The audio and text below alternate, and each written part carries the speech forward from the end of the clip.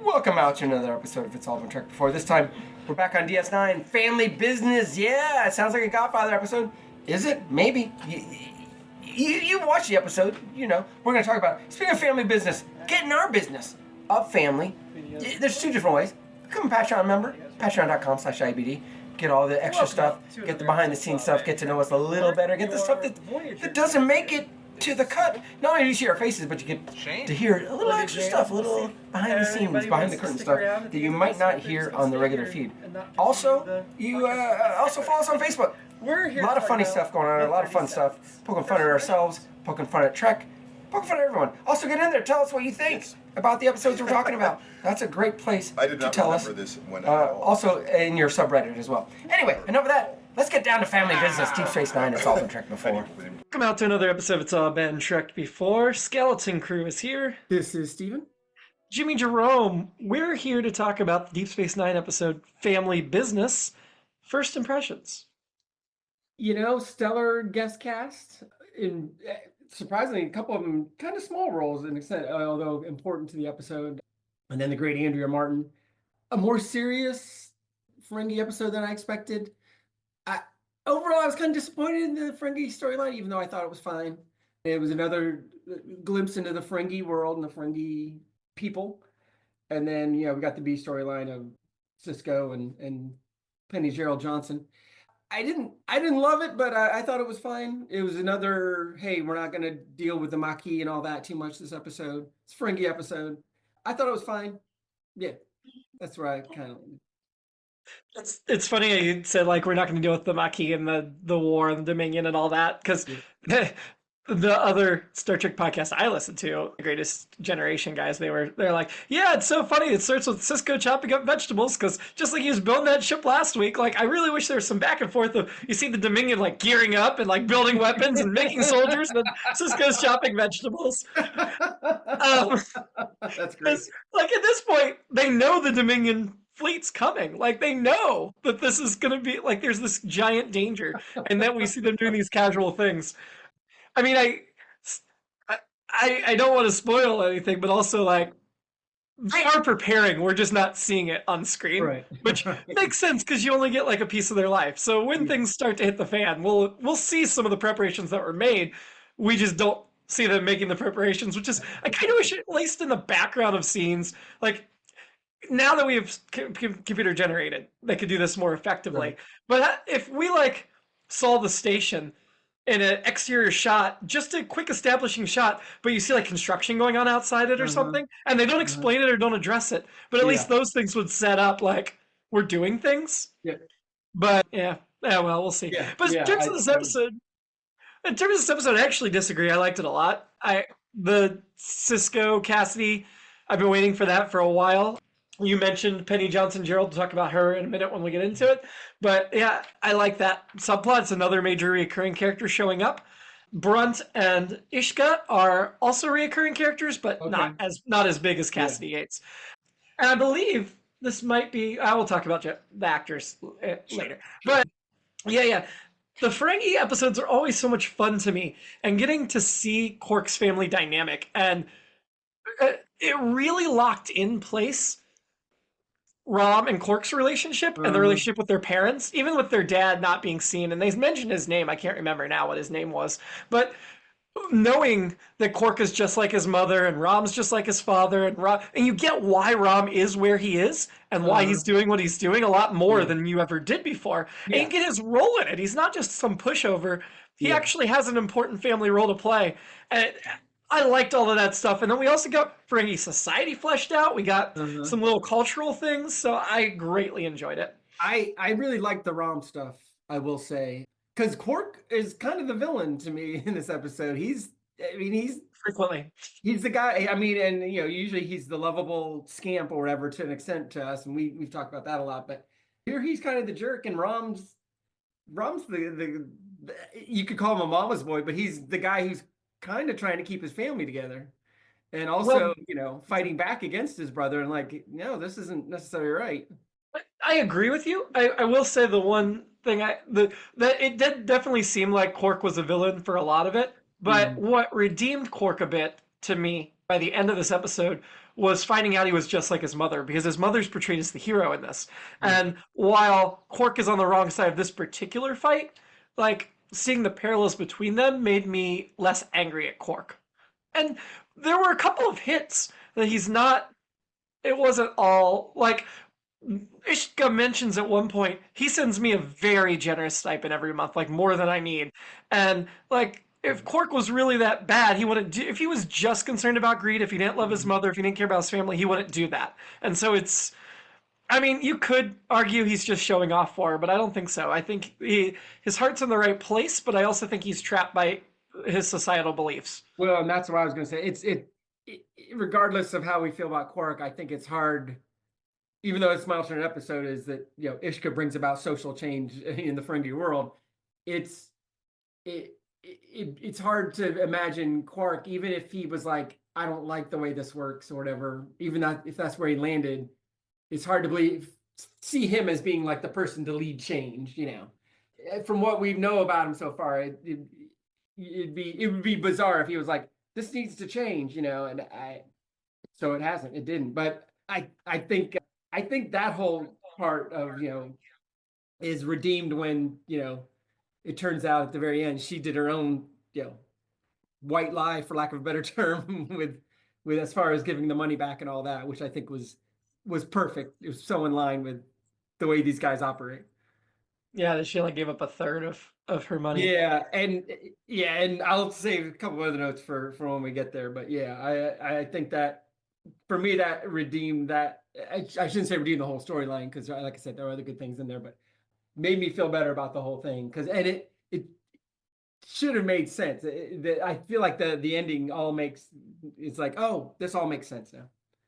All makes sense. I think your point about your alternate episode would have been nice to see a movement kicked off here. And Yeah. my alternate episode is, yeah, Moogie starts a movement. Absolutely. I completely agree. I do think, and this is maybe hard to see from this point in the series, this is the second episode that's dealt with women's rights in Ferengi Right. society, because we already had the other female Ferengi in an earlier episode, and this will not be the last. So it's definitely a journey, and I'm glad they don't make it so easy that it's just like, yep, movement kicks off, okay, it's over, our whole society's changed. It's kind of nice that we have these little steps, but also there's definitely, if Moogie's doing this and this other woman was doing this, you know more women are doing it. Like, you know it's not Right. just these two people. Right. And so that stuff will be dealt with in future seasons, for sure. Yeah, and we'll get into some of a few of the other facets of Ferengi women as we move through it. But I thought they did some interesting things with those two. So Yeah, Yeah. absolutely. So starting at the beginning of the episode, we had, I think, mentioned before Cisco cooking. He's in a really good mood. Apparently, he makes Hungarian when he's in a really good mood, which I thought was interesting, because Yeah. from what we've heard before, is he's more of a Creole, New Orleans style cook, like his Right. dad. Right. But also his chicken looked good. I wanted some. It made me very hungry. And they mentioned Cassidy Yates again. And Jake says, you're going to like her. And Cisco is like, well, you never know. Like, Ben was very reticent. And I guess that's one of those things, like, you can step on a blind date, especially your son, who he doesn't yet see as like a full adult that could Right. make those kind of judgment calls. It's like, yeah, we'll see. I don't know. Don't get your hopes up. But it was kind of a fun moment between them. And I like that Jake, with complete confidence that was well deserved, was like, yeah, we'll see. I know I'm right here. And I mean, he doesn't say that explicitly, but absolutely he's thinking that. You can see by his face, and he is right. He knows his dad very well. He makes a very good choice. Yeah, and knowing that who it was gonna be, I was like, yeah, you're gonna dig this person. But also, just a general question, and you kind of already alluded to it. How do we feel about fix-ups in general? I'm open to him. Yeah, I mean, if somebody's like, I think you're gonna like this person, they're gonna like you. I guess there's no reason to say no, but I also get Ben's reluctance. Like, I don't know about this, you know, not knowing anything. It's a lot easier when you're like, oh, this freighter captain knows you and likes you. You guys should hang out. That's obviously makes it easier. But, and then I just wrote later, you know, after they have their first coffee and everything, dating's hard sometimes. So, you know, even more so in the Deep Space Nine world, where it's like I got enough problems, and I'm trying to juggle this dating thing. But I will say, like, a part of me was like, oh, I wanted more of this. And as you said, we're going to see more Cassie Yates. But I was also kind of like that it wasn't like, oh, we have to reach some kind of conclusion on this whole entire storyline. Nope, it's a meet cute kind of thing, and then we get to the baseball thing and all that. If it was So, next gen, it would have been a one-off, but yep, it's not yep, next gen. yep, yep. So yes, Penny Johnson Gerald plays Cassidy Yates. We best know her for, according to IMDb, she's best known for Star Trek Deep Space Nine, 24. She Yep. was great in 24, those first Yeah. few seasons. Absolute Power and The Larry Sanders Show. I would replace Absolute Power with The Orville. I mean, come on. Yeah. Yeah. Her other big quote-unquote Star Trek role. Yeah. I noticed she's also in a couple episodes of Ted, the TV show, which I have not watched, but that makes sense given, The Orville. I watched those. I'm trying to remember what she played in it, but Castle, she played the principal, apparently. Castle. I almost Oh. forgot about Castle. She was the Nathan Fillion's boss for the first, 5 seasons or whatever. Really? Okay. Yeah, she was the police chief in that. I loved her. And she's great in everything she's in. Yep.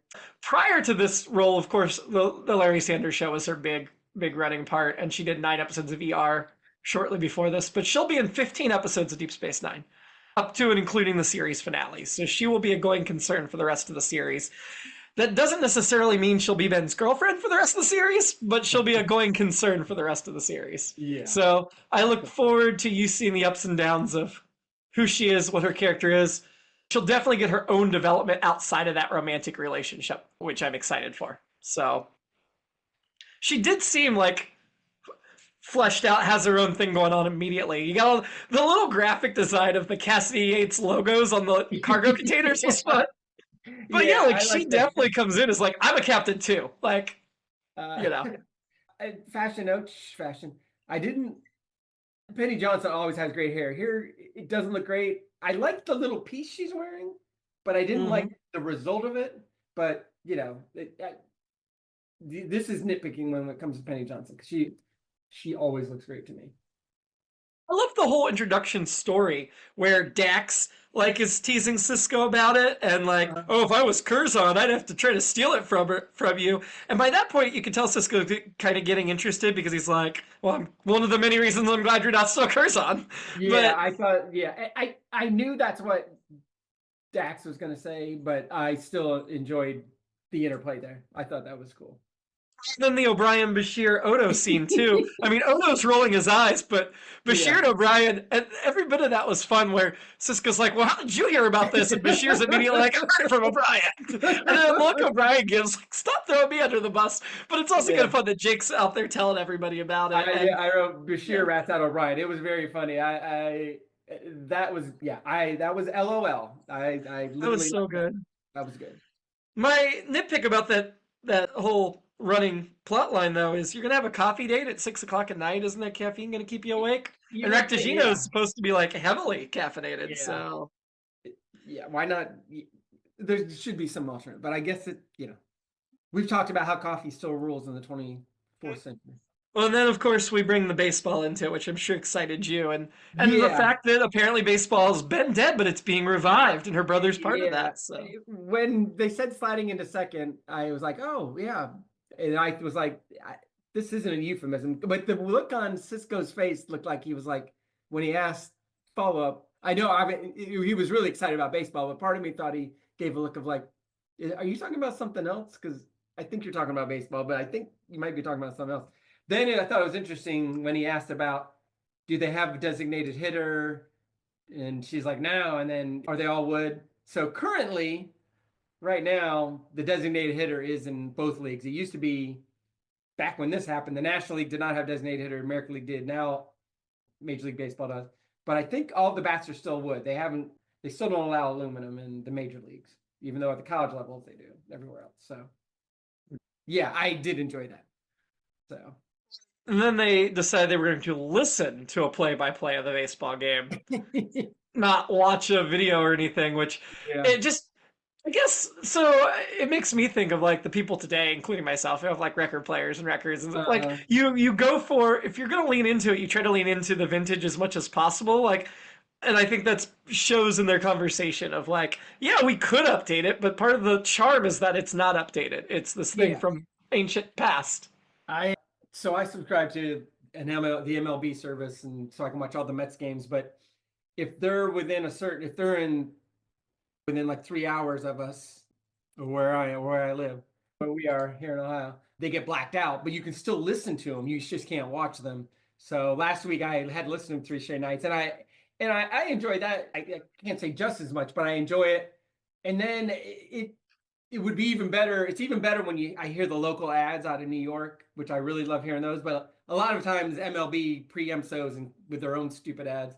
But I love hearing the local ads. It's just another level of what we're talking about. Like, well, I'm old school and listening to on the radio, makes me feel like I'm in New York, and then I get the local ads. But yeah, so I hope they got the local ads when they listen to the broadcast on there as well. Well, they definitely weren't anywhere near. They mentioned it was like on the other side of the sector, and like they weren't close by. So, yeah, that's all I got. I think for the Cisco entirely. Other than then we pan up to Jake like looking on from the balcony, and it's like But yeah, that's all mine too. Yep.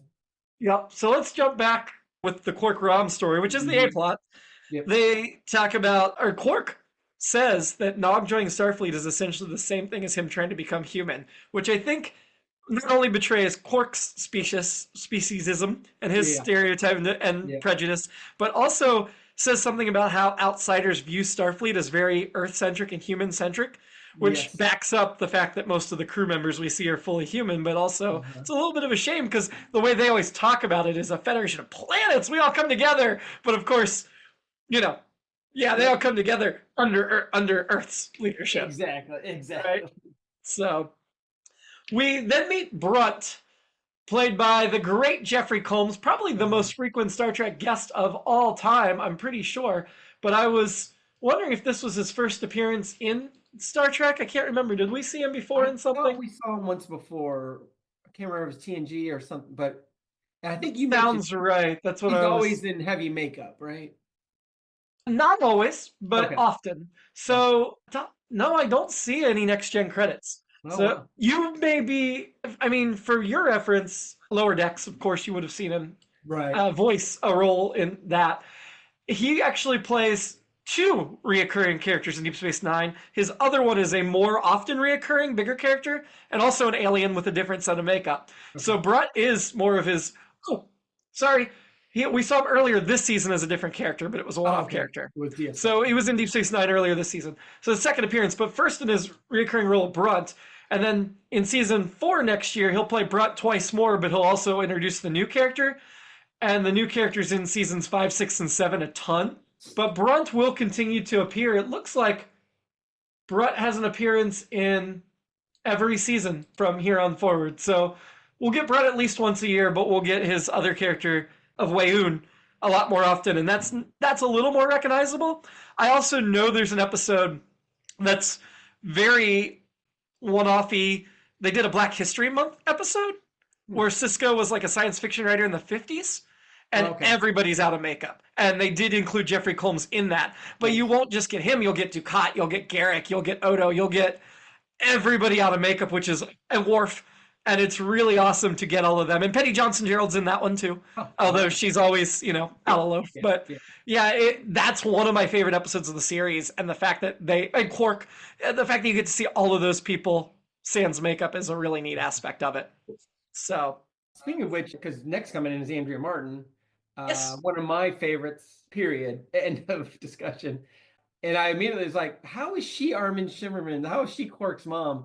So I finally looked up. She's 3 years older than him. But I feel like Andrea Martin, even in her 20s, was playing 40-year-olds just as much as she was playing 20-year-olds. So she's always been able to play that well, they put on so much heavy prosthetics on her. Like all the sagging jowls, which... The jowls didn't quite work for me. They looked very separated from the face. Yeah, I thought... But then, like, even knees and upper chest and stuff, like, they really went all out on her stuff. I thought her makeup looked... It all looked great, except it looked like you could see like you were just saying, the distinction between that and her regular face. And, she's still, at this point, let's see, let me do the math.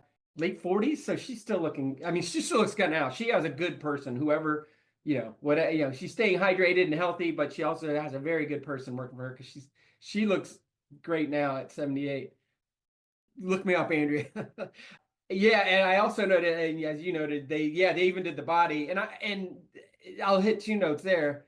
One, I'm pretty sure Andy Martin's never done a nude scene, but she's done plenty of scenes where you saw her shoulders and that part of her, like we saw in this. For some reason, I was still expecting. I didn't know where they were going to go with it. If she took that off, like Ferengis look amazing from there down or whatever, and they went the other way, which was fine. And so I was just like, I've enjoyed seeing her that way much more in the past. But I thought the other thing, and we started this way earlier, but I thought that the whole, they put themselves in a corner in next gen. I think it was next gen with the whole, well, Ferengi women are always naked, But I thought the way they turned it here, I think it's okay to make it funny to be like, oh, put your clothes back on. Cringing because she's wearing clothes. Yeah, I think that, because, and I might have mentioned this last week again, that, there's some literature, some books coming out, writings about the 90s and the way that, the reaction to the Reagan era kind of Christianity, Puritanism, the pushback was, internet and just like all kinds of TNA. It was very much like the 70s where it's like, we can't have that much sex, so we're going to go right up to the line, which is just going to make people even crazier about it. So I feel like around this time, it's like, oh yeah, they should be naked. But now they turn it into like turning it on its ear. And I think that works and gets them around it. Because I was thinking the whole time, as soon as it's Andrea Martin, I'm like, she's got to be naked. What's going on here? And I thought they played it up just right, just the right amount. They didn't dwell on it too much, because then once she gets naked, they're like, whatever. And then at the end, she's like, well, you know what? I'm not going to. And they're like, okay, well, that's fine too, even though we don't like it. But yeah, I did not spend any time looking, but I was curious to see like her outside of the shot and what her whole outfit was when she was naked, because I feel like there was so much skin showing, but I feel like it must have just been like bags hanging off of her, essentially. You know what I mean? Like, I'm sure they didn't sculpt any of the sensitive bits, and that's fine. I'd just be curious to see like kind of a goofy behind the scenes picture. I think would be interesting to see how much, like, was it just beige flatness for a lot of it? I don't know. Yeah. I did have one more note on the Cisco kind of. He's talking to Kira about Chief O'Brien wants to know when you can inspect the new runabout. Cisco says, tell him I want to name it the Rubicon. And Kira says what I've said and we've said, the rate we go through runabouts, it's a good thing the Earth has so many rivers. I was just like, yes. And I think that's all we get of Kira. But she delivers a great line that I've been supporting for a while. Yeah, the Rubicon is the next one. And I obviously am familiar with the word Rubicon. I just don't think of it as a river, but I guess it is. It is, yeah. So, yeah, that was, yeah. The one sad part about we were talking about Andrea Martin. The character of Moogie is in 5 episodes of the show. Unfortunately, Andrea Martin only played her once. According to Memory Alpha, she had been signed to come back the second time, but at the last minute she ended up having a conflict with another role and had to drop out, so they had to cast a new one. And the woman they cast, not nearly as well known, her name is Cecily Adams, but she plays her for the last 4 appearances, so Andrea Martin only did the first one. I do think from my memory, they match it pretty well in terms of, character, and obviously the look they can match because, it's mostly prosthetics. But yeah, the character will be back a bunch more. Unfortunately, it's not Andrea Martin. Andrea Martin's best known. I didn't say what Jeffrey Combs is best known for because we already did that, I think, his first appearance. But Andrea Martin's best known for My Big Fat Greek Wedding, My Big Fat Greek Wedding 2, Hedwig and the Angry Inch, Black Christmas. She's got 178 credits. Obviously, didn't she come out of Second City, SCTV? Is what, and guest appearances on 30 Rock was a particularly memorable one for me. Only Murders in the Building. She did that one season show, Great News, that sitcom back about 5 years ago. That was really fun with Horatio Sands. Well, her part was fun. The show was okay. But yeah, lots of really good parts for Hairspray, the newer version. A lot of voice acting too, Rugrats and Black Christmas is one of my favorite horror movies. Some people say it started the slasher genre. It was pre-Halloween. It's from the guy who came up with Porky's and some other actually good movies, but she plays the actually she is a college student, but she's kind of the nerdier. She's like the RA of the I think of the house. So she's already kind of playing a little bit older than she is, even though she is a college student in it. Anyway, but I would have said SCTV, that Big Fat Greek Wedding, and then yeah, like you said, she's done so many guest spots here and there. And when we did our special Star Trek sketches, she appeared in the one with Carol Burnett as she was playing the Spock character. So Mhm. yeah, I remember that. So I, I guess she has two Trek credits then, sort of. One Carol yeah, Burnett and one this. yeah. And in the early '70s, it was the SNL would be on, then SCTV would come on, and then finally SCTV got on Friday nights on NBC. So yeah, the women I was in love with were Jane Curtin, Gilda Radner, Lorraine Newman, and not necessarily in this order, Catherine O'Hara and Andrea Martin. And I might have liked me and my brother were trying to be contrarian even then, like, well, SCTV might actually be better. And for quite a while in there it was, because some of those SNL years weren't so great after the original cast. But anyway, that's a completely different podcast. But say Andrea Martin, hilarious, great. And yeah, so I've been in love with her for almost 50 years. Nice. So when Brett first shows up, the Rom immediately closes the bar without looking to Quark for guidance or permission, and Quark Yeah. doesn't say anything, which I guess communicates just how serious it all is. Because they were talking about how busy they are, they're slammed, and they kick everybody out immediately, and don't even make them cash out their tabs. Although I'm sure they already have their payment and will run the information. Right. They're not getting not paid for those drinks. Right. But yeah, it's also a sign of Quark's micromanaging that he shuts down the bar when he leaves the station instead of leaving somebody else to run it. Like you'd think he'd insist on Rom staying to run the bar, but I love the whole darts thing of those guys trying to get their dartboard back, and the fact that we had two scenes of them doing it, I thought was their lucky dartboard. And Yeah. no, like just standing there letting them. Like they're Yeah. breaking and entering. He should Yeah. not. I guess the argument is it's their property, but they Right. chose to hang it in the public establishment. Yeah. Well, it's Quark, so Odo's okay with it. And I did see Renee Oppenbaugh directed this episode, so He did. He wasn't in it a lot, but he had some really fun moments when he was in there. Yeah. The other thing during that lock breaking scene was they mentioned that Rom has made very convoluted security locks, and that's obviously taking O'Brien, who's supposed to be a brilliant engineer, a long time to get through it, Yeah. which I think they haven't really got in. I mean, they call Rom stupid all the time, but we haven't really got into too much that he's actually really good at engineering. And I think that this might be the first hint of that story plot for Rom, but that's going to be further developed as well. And it's like, oh, so this idiot does have emotional intelligence, because he's really the glue to holding his family together, and engineering intelligence. All of a sudden, he's not the dumb dolt anymore. And I feel like by this episode, Rom is fleshed out into who he is, and then we'll just develop it further from there. And you kind of talked about how, we see the family dynamic here, and I think some of it is that this is a high school thing and a family thing. I know my parents fall into this, brothers and sisters fall into this. It's like they see you as you were as kids or whatever. You revert to acting like you did at a younger age too. Yeah, exactly, that too. So Rom's like, well, this is my role, and I'm going to do it. But then in this episode, he starts to break out of it a little bit, which is kind of cool. So we see him starting to break out of it for a while. We've seen other glimpses. We're going to see him break out of it further. Like he will get. I always feel like Rom gets overlooked in the series when you're thinking of your favorite reoccurring characters, because Nog gets so much attention based on plot that's upcoming for him, because he's going to have some really good development. But I'm really appreciating Max Gronchek and Rom this time around. Like he did a lot with such a awful one note. The one note character he started as was completely terrible in season one. But by now it's like, oh no, this guy's like really a good part of the fabric of the show.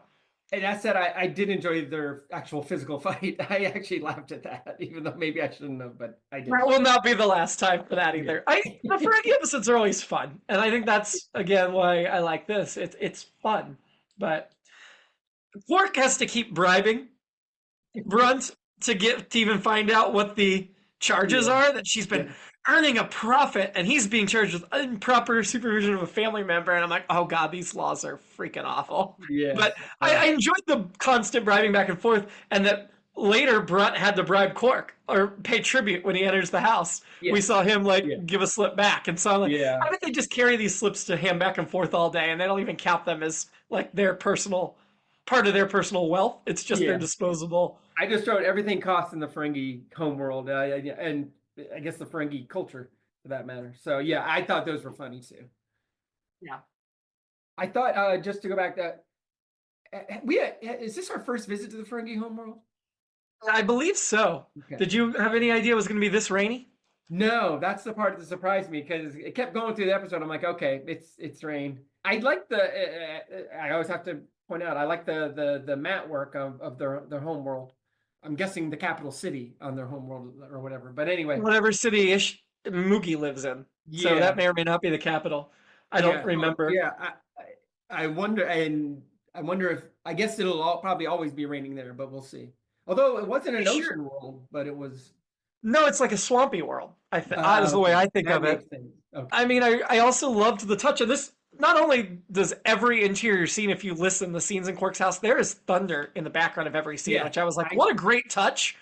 That's so adds to the scene. But also when they walk in, there's that stack of towels on a shelf by the door and a laundry basket underneath. So they like pat their head off very ritualistically. Not like a true drying, but just a pat, probably because you have to be careful with the prosthetics.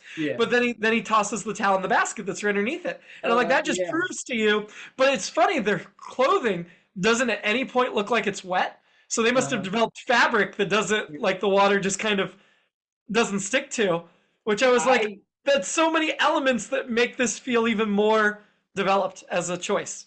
The first couple thunders on there I thought were here in my world. And then I was like, oh, no, that's good. That's very good. When Quark tells Odo that he's leaving, Odo actually seems interested in the problem. I mean, he doesn't ask too many questions, but I was like, I want more of this. Because it does almost feel like, for a moment, I couldn't remember, like, is Odo going to go with them? Because he seems kind of interested in what's going on, and it is a legal matter, and he's gone, for other legal matters off the station before. But unfortunately not.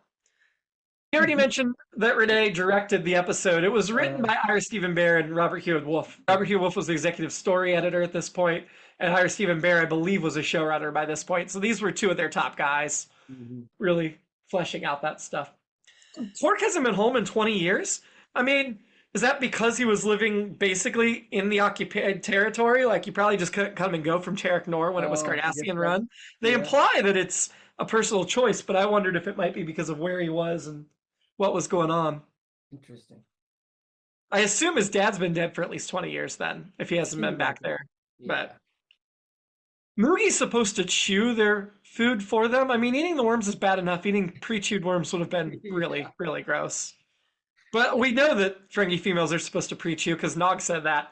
Also, I don't want to eat food my mom has chewed up. No, thank you. No, that is, that's extra weird. I mean, I guess birds do it, but it seems like worms are a staple for the Ferengi and Klingons. I don't think the Romulans, I feel like their palate might be more sophisticated. No, they're soup people, right? That's what we saw when Picard and Data went undercover. Yeah, because they're Vulcans, Something I really love during the dinner scene is Rom says something very like Rom, and Quark and Moogie both not quite look at the camera, but look away from Rom and both grimace. And it's like, that's the first hint you get that they're the same person. But also, like, I do fully believe Moogie loves and cherishes Rom. But you can also see that she does get exasperated with it from time to time, too, which makes sense. Moogie does take off her clothes for Rom, which, creepy. But, I'm glad she didn't, like, start breastfeeding him or something. That would have been, oof. Oh, I had another note for the Ben Cassidy plot about when they first started the Cassidy scene in the cargo bay. There was a guy really struggling with a barrel on the ramp in the background. And I was like, is that just going to go uncommented on? Are they going to let extra go that big? And then, of course, Cassidy turns around. She's like, use an anti-grav sled. And then the whole discussion of Mark V versus Mark VII transporters. I was like, okay, I'm kind of interested in hearing more about freighter captain life versus Starfleet. She can only get what her clients pay for, and they're probably not going to pay for the Mark 7 when they can make someone wrestle with the barrel instead. Yeah, I did like the transporter conversation. I'm always I fascinated knew by you it. would. And he's trying to do her a favor, and she's like, "Well, thanks for nothing." But I this will be the Star Wars part of the podcast. But them saying get an anti-grav thing, I feel like that's like I was watching. I don't know if it's Andor or Rogue One or one of those, but they're moving some kind of thing, and it's on. Oh, it's essentially they had a stretcher for a space ambulance, and they had them on a space stretcher, so it was elevated off the ground. And I was like, I guess that makes sense that you wouldn't have to mess with wheels and the ground and terrain. So I guess that would be a great advance.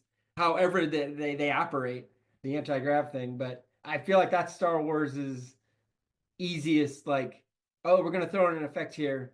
That again, well, like I said, you think through. It's like it makes sense that they would do that, but yeah, I'll leave it at that.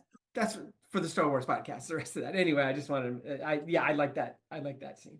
We talked about Rom's personality here, and I like that he's manipulating Quark and Moogie and like telling them different things to get them back in the room, which was fun. The lie about she's going to give you half of her profits and how offended she was to hear that. Like, God, I'm not giving you half my profits. But yeah. Yeah. And then we finally did get a number of rules of acquisition. There's 285. Yeah, I knew we'd get in there. Yeah. I wrote Quark Hates Mother's Day, so yeah, I eventually he came around, like you said. Well, and then when she finally is like, she's going to give the money back, I'm like, wait, what? Like, I thought I missed something, like, and then I'm like, wow, she's giving in really easy. But then, like I said, at the end when she's like, oh, I'm keeping most of it, totally made sense. It was Rob knows that, but you got to assume Quark assumes it. That's a good point. Also think with Brunt, I mean, Quark obviously did not reveal all his assets like Brunt asked. I mean, the Toolberry wine, he brought some up, but he's hiding other stuff. I feel like the way Brunt handled the Inquisition, which essentially is like a tax audit, right? Yeah. Like, I feel like he just took his bribe from Quark and looked the other way of certain things, And I think the Ferengi Commerce Agency or Authority, whatever, the FCA, the FCC, FCA knows that they're never going to have a full accounting. They expect you to hide some. And as long as you're greasing their palm a bit, they're okay with it. Like, we don't need to shut down everything, but we know about you need the stuff you weren't careful enough, you need to stop, and then you bribe us and we leave, and that's fine. We all know what the score is here. Right. So I guess my question was, why didn't they bribe him sooner?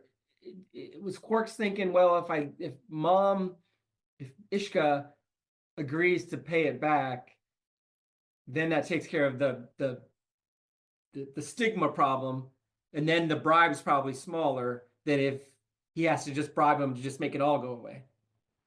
That's the only thing I can come up with. I think that goes into the understanding of the culture of being able to look the other way, but not fully, right? Like, I think he knows this is serious enough. He can't just bribe and it goes away. Yeah. But if you make some concessions and then bribe, I don't think he could have bribed from the start. I think they had to deal with the larger issue. And having her say she will shut down, or wink, wink, I'm just going to do it in secret, was what they needed. They didn't want it to be known publicly that a woman was engaging in business. And so just bribing it does not take care of covering it up from the public. You had to have something out beyond that. That makes sense. So that's my thinking. They didn't say that explicitly, but given how well fleshed out the Ferengi culture was in this episode, that's the way I took it. Any other notes before we get to the rankings? That's all I got. Okay, great. Well, Keith is not here. He did send us his rankings of, Shady Annoyance Drink for this episode. So let's get to Shady first. This is called Family Business, I believe, is the name of this episode. Yes. Okay. Family Business. Who is your shady character in Family Business? I guess you could say just the Ferengi, but I have Brunt. I don't know. Maybe I use shady for I don't like them, but shady. I want Brunt. I mean, he took bribes. Everybody did, though. But so, yeah, Brunt. Yeah, I thought he was pretty on the up and up in terms of that. So I didn't choose him. I chose Rom because he did I didn't really think anybody was super shady, but Rom doing his manipulation tactics of lying. And even though his lie was quickly exposed, he was the only, You're right that all the Ferengis were being shady to a certain Yeah. extent, but I think I expected it less from Rom. Although, that just shows you he's still a Ferengi, even Yeah. despite his good qualities. Yeah. Keith had Moogie, I assume because she was hiding her Yeah. ill-gotten gains. And even at the end, yeah. But who was your annoyance in Family Business? It's Quark for the things I mentioned earlier. Just, I thought, and like you said, he did come around, but obviously it doesn't make sense for him to be a fighter for equal rights or whatever, but I wish he'd gotten there sooner. Yeah. So Quark. Okay, Keith and I both went with Brunt. Well, Keith wrote Ferengi bureaucrat, so I'm assuming that's Brunt. Yes.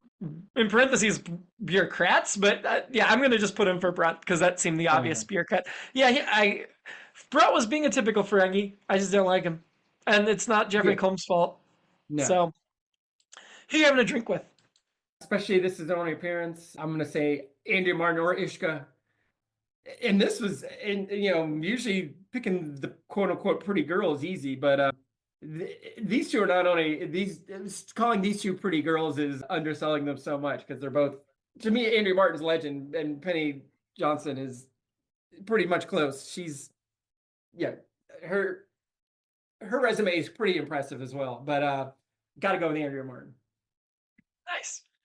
Yeah, I didn't even consider Andrea Martin. I went with Moogie. So. Oh yeah. Yeah, Ishka is her name. I always think of her more as Moogie because I feel like we hear her called Moogie more than Ishka. So we're essentially picking the same one because Moogie.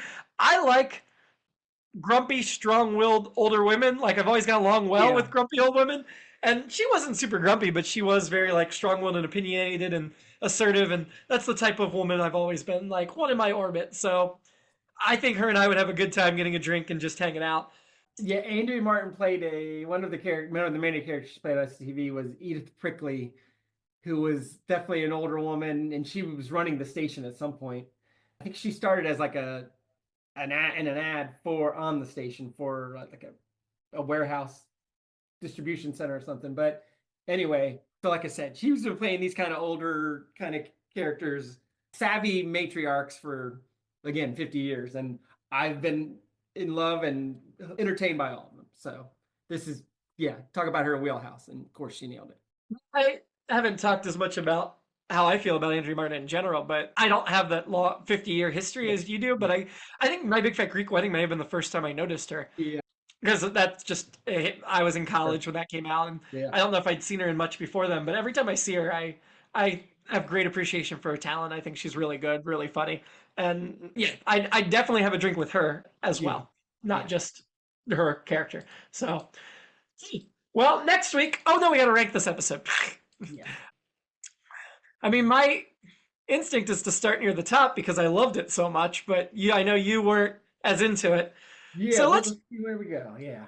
Let's just go against the last Deep Space Nine episode we did because it'll be fresh in our memories. Explorers, Ben and Jake on the solar ship. Yeah.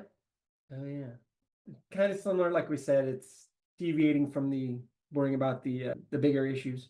As we talked, I think I like this one more. I think I'd go above. I know you would, so I'm gonna say you. I think they're pretty close. I liked that episode a lot. But I think this edges it out for me because the humor aspect, layering the humor. There was still real pathos, but you layer the humor on top of it. Yeah. And there was still some good Ben and Jake stuff in this episode. So above that's life support. The episode where Vidic Bareil was dying. Yeah. Which, when it's not right in front of me, I just don't appreciate that episode as much as I did in the moment. Yeah, me either. And Non-Visitor was great in that. I could probably go above that too. Yep, I agree. Above that's Destiny. Oh, I would go above that. Yeah. Well, now we're up to the two-parter with Tane, Improbable Cause, and the Diaz cast. I kind of feel like we got to go below those. Oh, yeah. Yeah, I agree. Okay. So it's number 3 for the season right now. Wow, okay. And I think it's been a strong season. Like, I'm looking down, and we have to go pretty far down before I'm like, well, that episode was only okay. Like, pretty near the bottom. Mm-hmm. Unfortunately, our Mirror Universe episode's 3 from the bottom, but oh well. Sweet. Wow. Star Trek Voyager Jetrel, I can't pronounce things. Neelix is diagnosed with a fatal illness by a Hakonian named Jetrel, the same man who developed a doomsday weapon which destroyed a Talaxian moon and killed Neelix's family. So, Oppenheimer-esque character? Actually, it sounds like it. Until then, live long. And play ball! And prosper.